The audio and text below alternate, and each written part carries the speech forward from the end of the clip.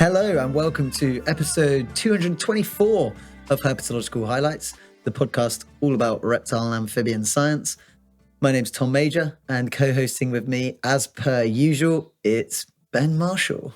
And we're going to talk about rattlesnakes today, Ben. Yeah. And they're sort of adaptations, I suppose, is a good way to describe part of it, but also their sort of relationship, pressure, and interactions with potential avian predators, some birds of prey, and whether they can handle the venom of these wonderful little rattlesnakes. That's it. We got a bit of a mixture. We're talking about rattlesnake venom resistance in some birds which prey on rattlesnakes. And then we're going to talk a little bit more about the rattlesnakes consuming things, aren't we? We've got a paper all about their strategies for obtaining water in an arid environment, which is quite cool. So yeah, let's introduce this first paper. It's by Balchan, Crowther, Kratz, Mackessy 2025, Raptors without resistance. No evidence for endogenous inhibition of rattlesnake venom metalloproteinases in a Great Plains raptor assemblage, published in Toxicon. Yeah, big words. Big words. That was quite a challenge to get through that title. Metalloproteinases is a really hard word to say, as it turns out. But yeah, we're talking about venom. We're talking about venom evolution. We're talking about the ecology of venom and prairie rattlesnakes. So this is the prairie rattlesnake Crotalus viridis here. And they are eaten by birds, specifically a host of different raptor species, which is kind of a classic problem for stationary vipers. You know, if you're a snake and all you do is sit in one place all the time, birds could swoop down and get you. And that is a serious risk to these animals. I feel like there is a reasonably even balance between vipers and birds on this front. Because I mean, we've covered some rather deceptive vipers in the past that have made great use of weird tails to coax in birds and to get them as prey items. So I think it's more just it's a back and forth between the birds and the vipers, I feel. I don't know if it's sort of skewed one way or the other. This system, it would certainly seem skewed in the birds' favour, I I feel. But yeah. Yeah. Yeah, but you're right. Maybe if you zoom out, global scale, birds and vipers are kind of locked in this combat. That's what I would imagine. It's probably a draw. Yeah, there's lots of vipers eating lots of birds, and there's lots of birds eating lots of vipers. But this paper's about the kind of resistance of these birds to the venom of the vipers that they're eating. And lots of animals which eat venomous snakes evolve some degree of immunity to their venom. So the really famous example is mongooses, immune to some snake venoms. Not mangoose. I think it's cobra venoms. Not mangeese. No, mongoose is... Isn't it just is it mongoose? Oh, I'm not doing this. Anyway, mongooses, opossums and honey badgers are two of the other examples. You know, all these kind of mammals which have immunity to the sort of venom of their prey, the venomous snakes that they eat, which helps them to take down certain venomous snakes with some degree of impunity, not worrying about the fact that their toxic venom is going to get into their bloodstreams because they have some kind of resistance. And there is a small amount of evidence for venom resistance in raptors, so predatory birds. The serum of the Chaco eagle provided slight protection against the effects of blood clotting and cell damage on lancehead viper venom. So those are snakes in the genus Bothrops from South and Central America. But the same study found that caracaras, another predatory bird species, didn't have the same protection. So there is a very small amount of evidence that some raptors have resistance. And we're actually focusing on a system in America, which has a load of raptor species, which vary in terms of how much they like to munch on snakes. We're in this Great Plains region of North America, which is a massive grassland, which extends from southern Canada throughout the US, all the way into Mexico, and has a diverse assemblage of raptors, doesn't it, Ben? Yeah, diverse assemblage of raptors, diverse assemblage of rattlesnakes. So what do they have a sort of pretty solid breakdown of evidence of raptors eating rattlesnakes and the sort of rattlesnakes or rattlesnake subspecies that they've eaten in the paper, which is pretty solid. But so what are we looking at? today. We've got prairie falcons, we've got bald eagles, we've got Swainson's hawks, great horned owls, golden eagles, and red-tailed hawks. That is a sort of, if I was a rattlesnake, that is a hell of a suite of raptors to have to try and avoid. Yeah, there's loads. And some of them are active in the day and some of them are active in the night. So you're never safe. You're never safe. Yeah. But yeah, and lots of these raptors are actually known to eat rattlesnakes, aren't they? So there is this kind of evidence of this relationship. All of them are, right? And in some cases, even the raptors, when they're juveniles, so when they're young, they may get eaten by rattlesnakes. So it's, in some cases, there is this two-way street where it's like, okay, when I'm young, you could eat me, and then as I get older, I could eat you. So there's kind of this double possible mechanism for the venom resistance. Yeah.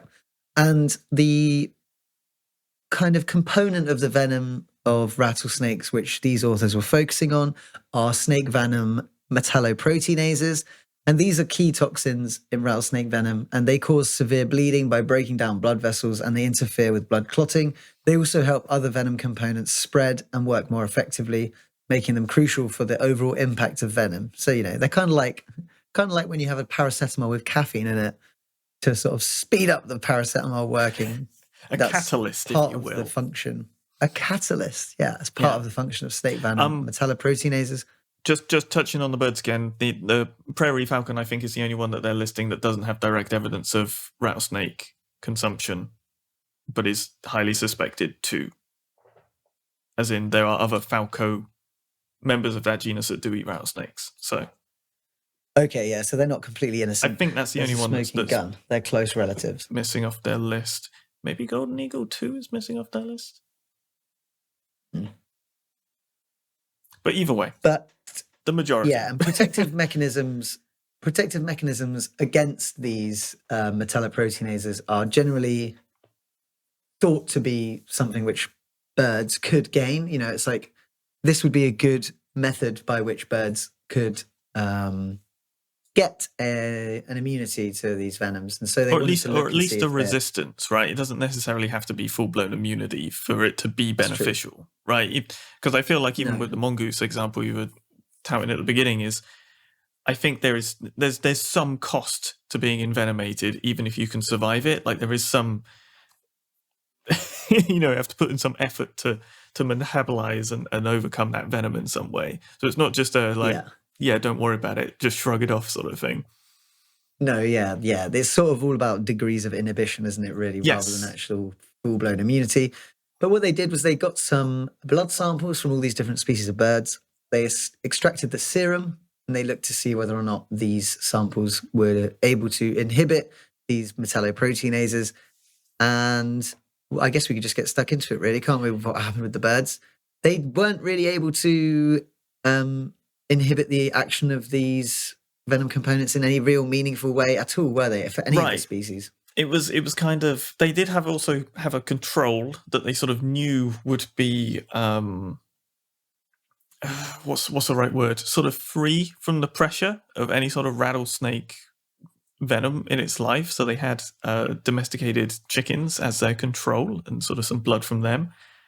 And, you know, something like prairie falcon, some individuals of the great horned owl, Swainson's hawk, and some red-tailed hawk individuals too. It's sort of indistinguishable from that domestic chicken. If you mix those values up with the domestic chicken values, you'd have a hard time picking out which species was which at all. So I think certainly for some of the groups, it's looking like there is nothing there at all regarding inhibition of these venoms. No, the kind of overarching take home here is that although these raptors do prey on rattlesnakes, they don't seem to have any kind of meaningful way of inhibiting the effects of these metalloproteinases in the venom. And the authors of this paper go into some interesting ideas as to why that might be. I think the main thing which I took home from this is that birds just have other ways of avoiding envenomation by rattlesnakes. So They have really good vision, so they can sort of see when the snakes are coming. They have physical defenses. They're quick. They can move out of the way. They keep a safe distance from prey where possible, and then only kind of strike when they have a good angle and they can sort of grab the head. They also have, feathers are probably something of a natural barrier against the venom to some extent. And also birds have quite low blood flow in the legs and feet. So even if they do get bitten in the legs or the feet, that would probably limit the spread of the venom into the body. Yeah, it's coming up with a sort of suite of adaptations that make the venom sort of resistance not necessary, right? Like you're just coming up with different solutions to the same problem. If you want to treat it like a problem solution kind of thing.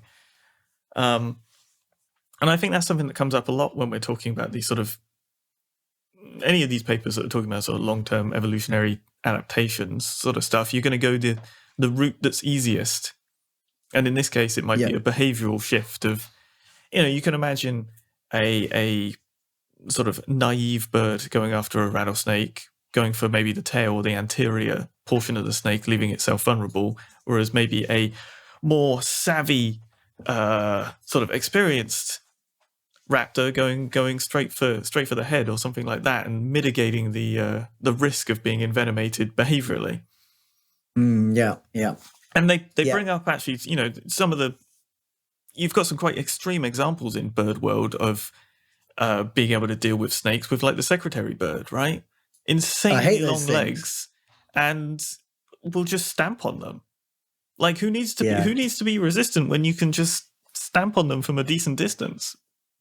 Mate, those secretary birds, I remember going to there's this place in Weymouth on the south coast here, called like the Hawk Conservancy, and it's essentially like a rescue for hawks, and they do like falconry there, and you can go and watch the displays. It's all very good. And when I went there on a school trip in year 6, I was kind of like, I would have been 10. So this was like peak. Little Tom is extremely interested in snakes, probably just recently got first pet corn snake, like obsessed. And there's a display at this show, at this park, and they're showing a secretary bird, and they're like, secretary bird is amazing. They'll just stamp the life out of any snakes it sees. They have like a snake on a string, and they bring it past this secretary bird. And the secretary bird goes not berserk. Real snake on a string, presumably. Yeah, it's not real. Yeah, it's a fake snake, but it's enough to trigger the secretary bird to go into an absolute frenzy, like stamping the life out of this plastic snake. Presumably, it does it every day. It never gets sick of it. No, just kind of he loves crazy it as well. Yeah, literally best part of his day. I just remember thinking, that bird sucks. Which isn't fair, of course. You made an enemy for life right there. Yeah, I was literally like, if I'm ever driving, there's a secretary bird. No, not at all. I wouldn't dream of it. But yeah, still, what an it was quite a wonderful, dramatic sight. A wonderful example of that sort of a different way of dealing with a potentially dangerous prey item. Why are they called secretary birds? You know what? I don't know. God, I should know that, but I don't know. Yeah. Can't remember. They're crazy looking birds, though. They are beautiful in their own way. They're bizarre. But there we go. So we've got a whole host of raptor species preying on rattlesnakes, and despite the fact that they're doing this, they're obviously at risk of the venom of the rattlesnakes, but they're managing to avoid envenomation to an extent where they don't seem to have found it necessary to evolve any real meaningful ability to neutralize the venom.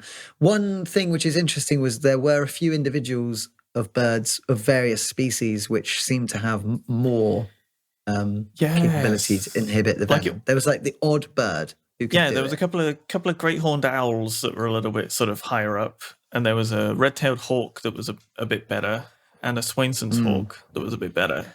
But like, not enough to pull the whole group. Like, there's something going on there, but just a couple of individuals of each, or one individual of each in some cases. Exactly. And so what they think it might be in the paper is that individuals might be getting some kind of immunity through repeated exposure. Right. So maybe these are individuals who have actually been envenomated a few times, and they've actually developed some kind of natural immunity to the venom. It could also just be that, being exposed to the venom when you're eating the snakes, they're probably going to be accidentally getting a bit of venom on them here and there. They eat the heads first, don't they? So there's probably some venom exposure going on. Gentle exposure over time, sort of situation. Yeah. Little taste now and again, and eventually they get a bit of immunity. It could just be that there's natural variation, but I just thought that was an interesting thing to raise. It's not necessarily blanket, no inhibitory success for any bird. Yeah, I think the other question is whether that sort of variation of those individuals is sufficient to actually benefit them. There was a question mark over that. Yeah. There's a lot of variation, but whether or not it would actually be meaningful, I think was a little bit uncertain. Yeah. Which might sort of show the sort of weird sort of middle ground route that they're picking, right? There's obviously some level of inhibition there, even if it's not crazy significant, but maybe it's because it's being because it's not as necessary compared to the sort of behavioral adaptations. It's sort of being softened, and therefore you're not getting this clear signal through anyway.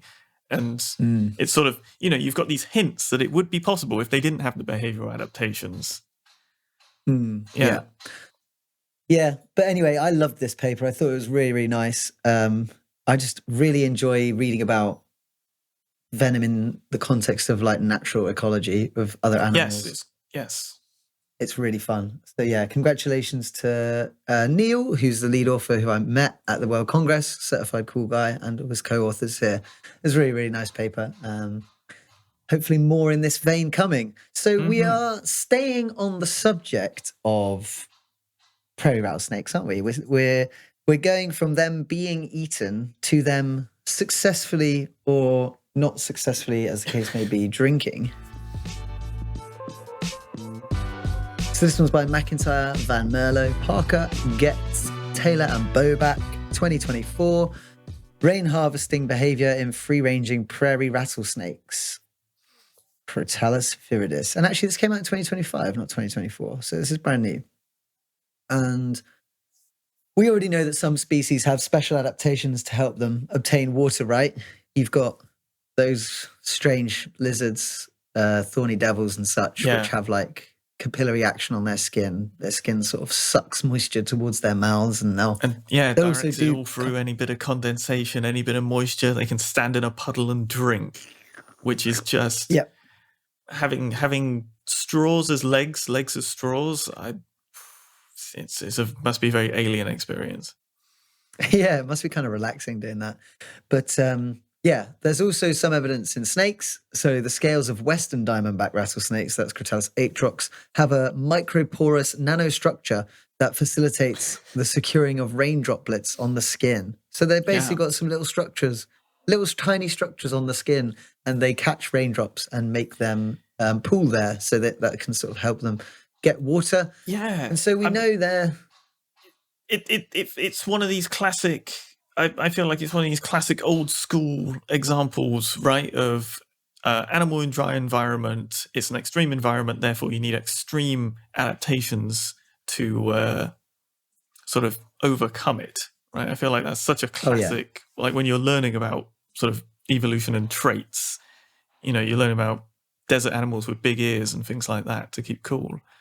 And these are kind of an even more detailed, hard to see, but really extreme version of that, I feel. Exactly, yeah. So we know that they have these kind of morphological features that can help with the harvesting of rain, but little is known about how they do it in terms of behavior, sort of successfully collecting and drinking rainwater.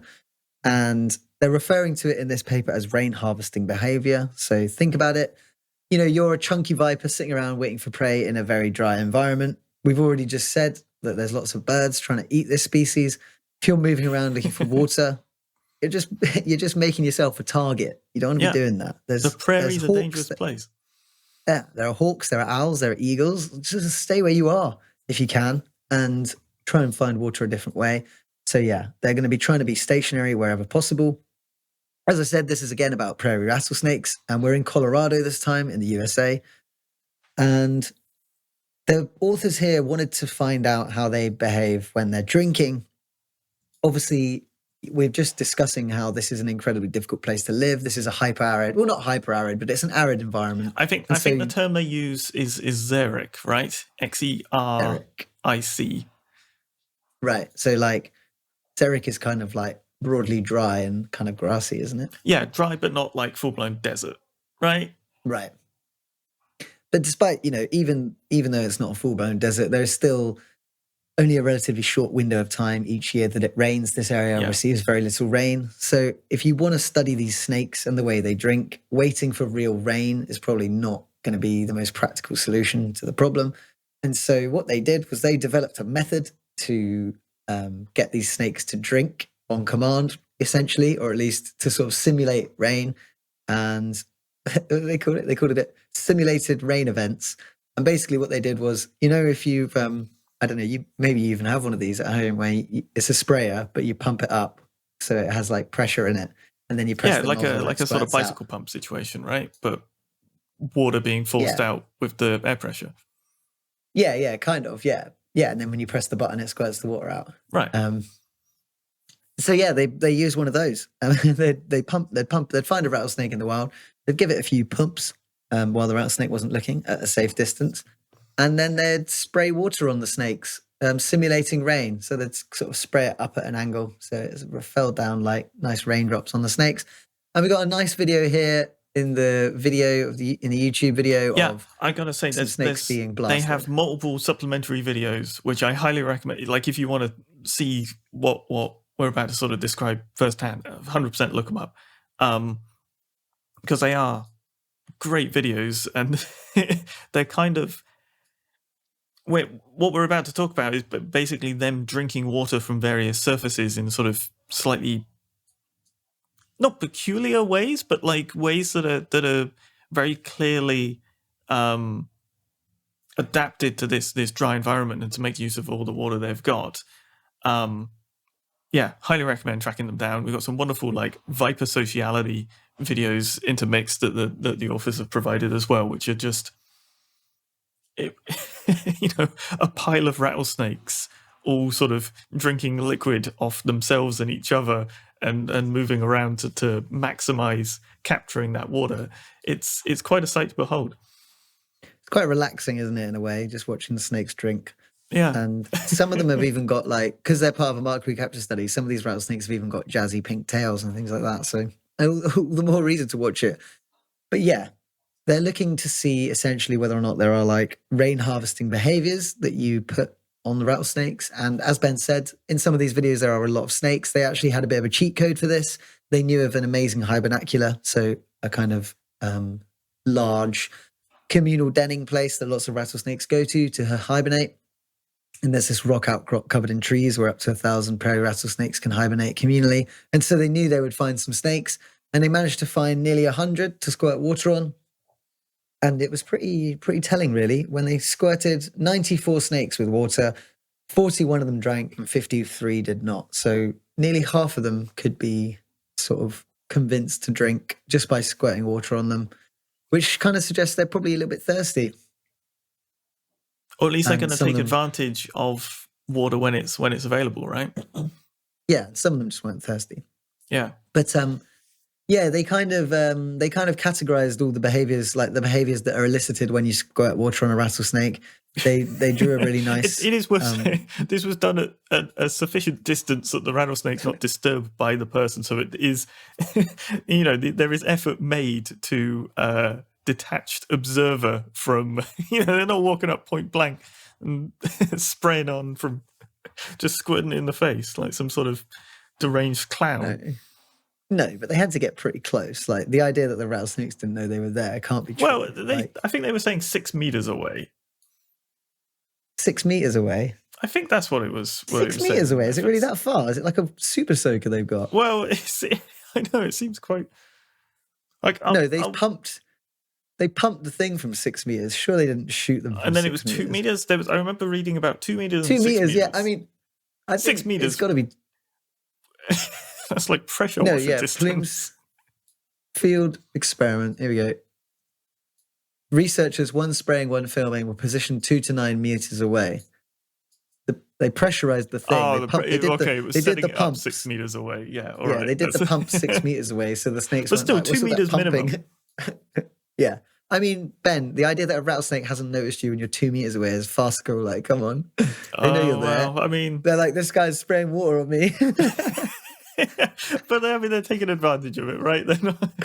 Yeah, they just don't care. They're just like, water's more important than being disturbed, I think. Yeah, but I that mean, might they're account for especially some gonna of notice them you if you not start shooting them drinking with a super potentially. soaker. When you're Sorry, saying go that on, sort of 50% or whatever it was. Yeah.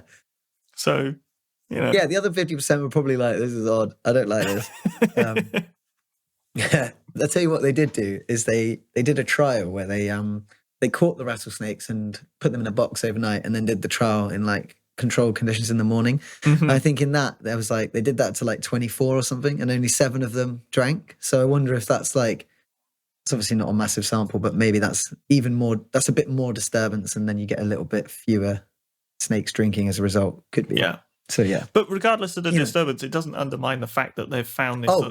They've created a nice standardized ethogram for describing this sort of behavior, and they've got enough of observations here to sort of describe the general sort of ordering and sort of the practicalities of how these snakes are going about it, with this sort of multi-stage of where they're sort of moving around to find the sort of best position to be in, and then initiating the sort of drinking behavior either on themselves or different individuals. And some of this body positioning, I think, is really what's most interesting and most indicative that it's a response to the water.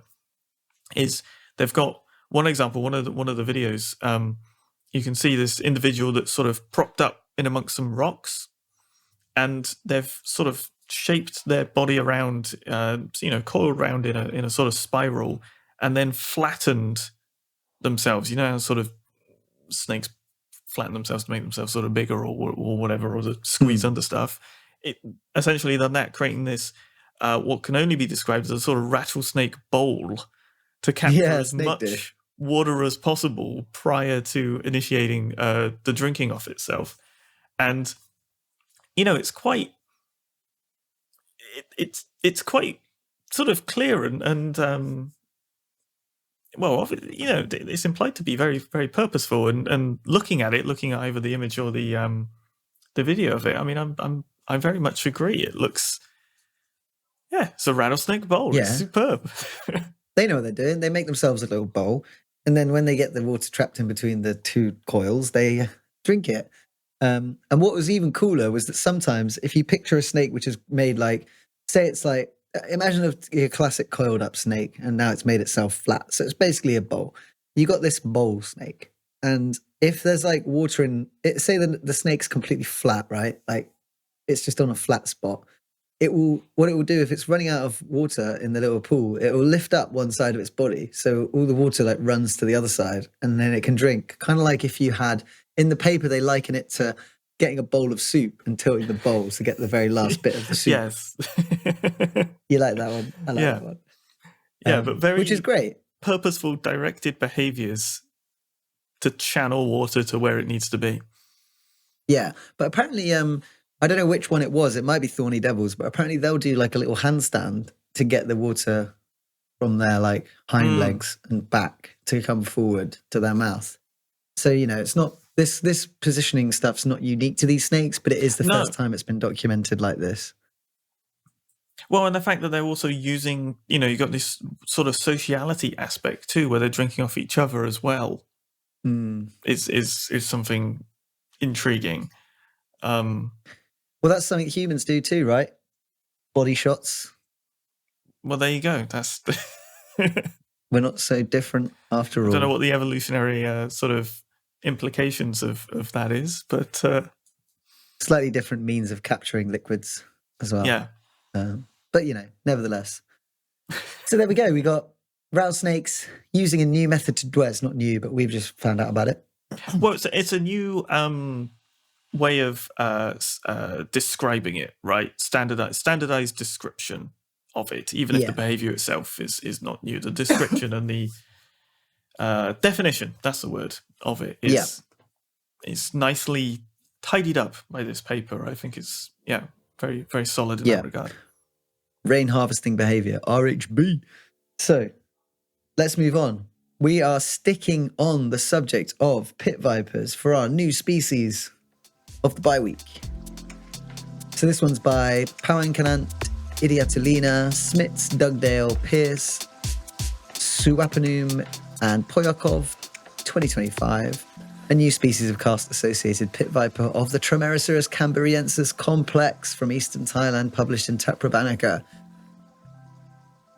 So we're back in Thailand's limestone casts, Ben. We couldn't stay away, could we? I mean, it's only to be expected. I think casts are literally the only reason that this segment can continue on as consistently as it does. Yeah, if it wasn't for them, there's been another. Hasn't there been another? There's been another cast-associated pit viper since this one as well, which I think we may end up. Well, there we go. Then we'll probably cover that one too, and maybe they'll remain species forever. Maybe they'll get lumped back when when someone else makes a decision in a different way. But there's always that. There's always that. For now, we'll celebrate sort of the diversity of casts any which way we can, and yeah. I think this is another case where it's like a species which is probably quite isolated. So right, it might be this cast is its area, and therefore this one will stick around. But yeah, we're in Sakyao province in the southern part of eastern Thailand. They collected two specimens of this pit viper, genus Trimerosaurus, so the classic green ones. And these were morphologically similar to the Trimerosaurus camberiensis complex, which is this cast-associated complex, which tends to have quite vibrant patterning as opposed to the forest ones, which tend to be green. And yeah, they did some morphological and genetic analysis. I think it was just some mitochondrial genes on this one, but it was, I believe, like I say. But it's probably a narrow endemic, a cast-associated. So that's not to say that. I'm not casting aspersions on this species. But yeah, this distribution seems to be this narrow limestone cast in the province of Sakyao, near the border of Cambodia, so, quite far in the east. According to these authors, this brings the number of Trimerosaurus species to 51, 19 of which occur in Thailand. So extremely speciose genus. And they use a word here, Ben, which is in opposition to a word that you like using. They call them rupicolus as opposed to saxicolus, which apparently means rock-loving. Oh. What do you think about that? Rupicolus, huh? Yeah, rupicolus. You heard of this one? I don't know this one. It's got to mean something slightly different, though, right? It just means living among, inhabiting, or growing on rocks. So maybe saxicolus is like, but then saxy and rupee, they must just be similar words. Anyway, we don't want to get bogged down on this, but I just thought I'd mention that. Interesting. I prefer saxicolus, but I knew you would. Yeah, you don't have to change. It's fine. I mean, it's nice to have a backup, right? Yeah, exactly. Yeah. And like I said, the ones which live in karst rock environments tend to have this kind of dark green or brown dorsal surface with a prominent pattern, usually reds. And this one's no different. It's a really beautiful species, actually, isn't it? Very striking. Beautiful bright green. And then it's got these kind of like red bands, sort of quite indeterminate red bands. Almost saddles, down the back. Big head, big eyes, kind of bright yellow eye. Like classic Trimerosaurus, big bright yellow eye. Is it males have got the white and females haven't got the white in this one? I think it is that way round. Yes. So there's a white stripe. The females are, they're sort of lacking the red, it would appear. Or it's less distinct. Yeah, and they're bigger and chunkier, aren't they? Yeah. Whereas the males have the more prominent red, and their sort of white stripe cuts across their face just below the eye as well. Yeah, that's right. The females have the white stripe along the side, sort of where the ventral scales meet the body scales, but it doesn't extend into the face. And this is another species which has really beautiful little highlights of blue on the corner of the face scales, which are very special, and a little bit on the tummy scales as well, which I love to see. And they've given it a name, Erythrochloris. So Trimerosaurus erythrochloris, and that is derived from classical Greek adjective erythros, meaning red, and from the adjective chloris, meaning green. Erythros, meaning red, will be familiar to anyone who has anerythristic snakes, and erythrin, no red. And yeah, so this name basically means red and green, and the species name is given in reference to this beautiful dorsal coloration, which consists of red bands on a green background. And they suggest the common name red-barred green pit viper, which is nice and easy. And actually the Thai name, they go for New Kiao Hangmai Lai Yak, which I'm pretty sure just means green snake, red tail, something. Don't know what Lai Yak means. Is New Kiao Hangmai is just the green snake, red tail, right?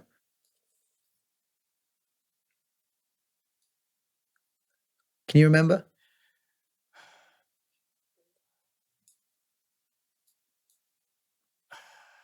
I remember something like Tato being burnt tail.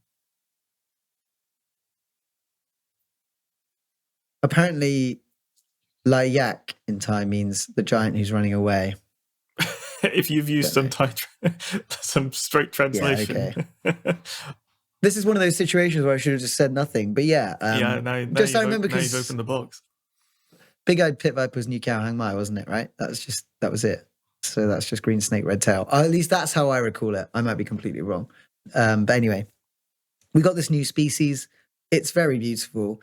It's only found in this small karst area of southeastern Thailand. And it's probably, they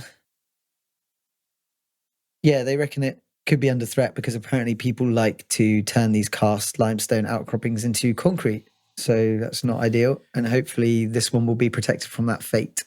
Yes, well, part of that step is knowing that it's there, isn't it? So sort of critical start.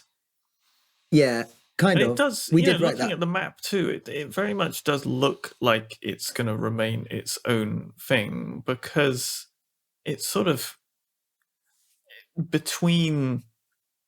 If it's been split off from Camberiensis is a decent distance away, and there's macrops in between, as their map is demonstrating.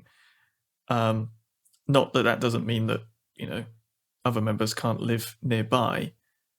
This species is much more closely related to macrops than it is to Camberiensis. Yeah, which does make sense. It's sister to Venustus. Yeah, which is all the way down on the peninsula. Yeah, but there you go. Interesting. I think the karst landscape thing is a big plus, isn't it? In some ways. Yeah. But anyway, really nice snake. Love the name. Literally 10 out of 10 for the name.